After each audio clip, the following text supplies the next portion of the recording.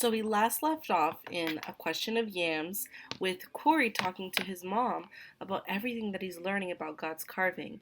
And the last thing that happened was his mother is actually showing interest in learning about God's carving as well, which is so awesome.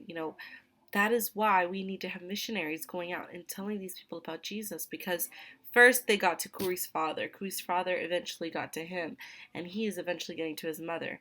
And who knows, maybe it'll spread through the village. We gotta keep reading to find out. But that's where we left off, so now let's continue with chapter 7. Chapter 7 The Story of Job. For a long time, the Christians helped each other with their gardens. The yam vines grew slowly, but they didn't die.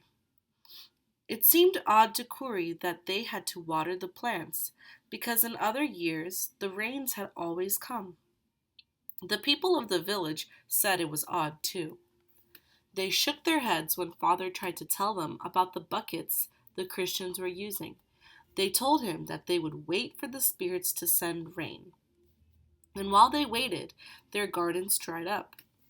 Each day, Kuri looked to see if there were any clouds in the sky.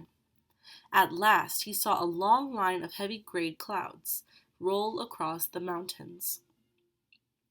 Rain began to fall. It fell harder and harder until it looked like a solid sheet of water. The little stream became a rushing brown river, and every path was deep with mud. But the rains came too late for the village gardens. The headman knew that the Christians' gardens had not died.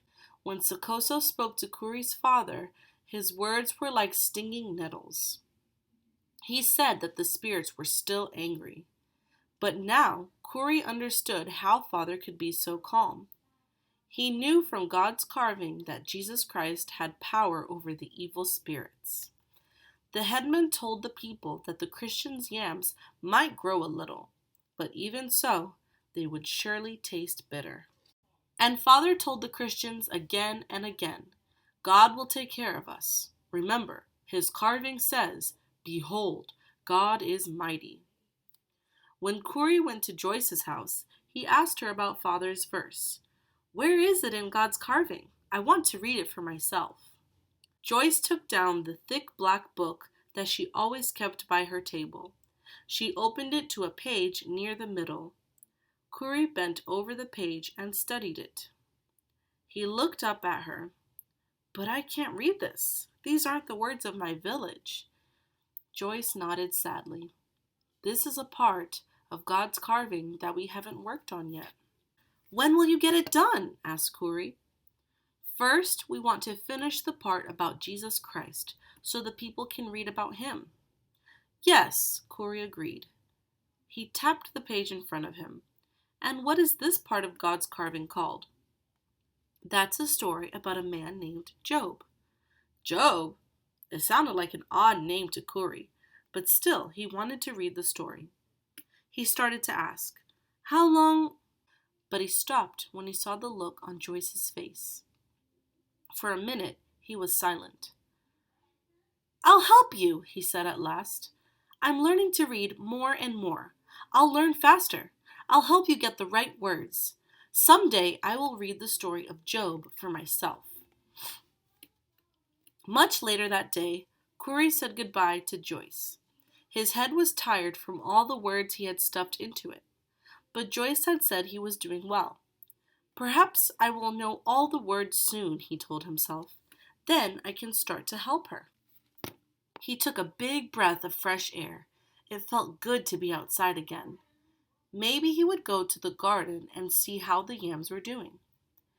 Now that the rains had come, the plants were growing fast. Each mound was covered with curling vines and shiny green leaves. Father had said it wouldn't be long before the yams were ready to eat. Kuri wished it were today. He liked to eat roasted yams. He liked to eat boiled yams, but he liked them best in the good soup his mother made. The headmen were still saying that the yams would be bitter. He hoped not. How would the soup taste then? Slowly, Kuri left the garden. Behold, God is mighty, he said to himself. I will not worry about the yams.